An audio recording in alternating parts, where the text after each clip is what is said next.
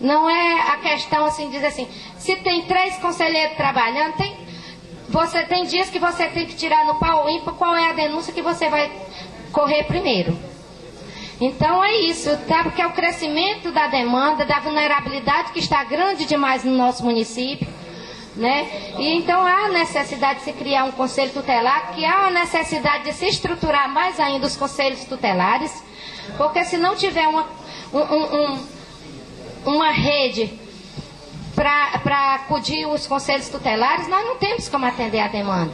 E assim, o empenho também dos nossos conselheiros tutelares, porque eu costumo dizer que o conselho tutelar precisa de carro de conselheiro com compromisso. Porque se não houver o compromisso do conselheiro tutelar, o nosso trabalho não vai à frente. Então eu quero agradecer aqui imensamente aos meus colegas, Jurema e Sede, porque há uma integração muito boa. Quando o carro de um quebra, o outro vai socorrer o outro, e é assim. Então eu quero aqui agradecer a vocês imensamente o apoio que esta casa tem nos dado. Eu não vou falar aqui de um a um, porque não é Eduardo Pessoa, meu amigo, que todos aqui são nossos amigos, todos são parceiros, que é uma parceria muito grande, é muito bom ter essa parceria.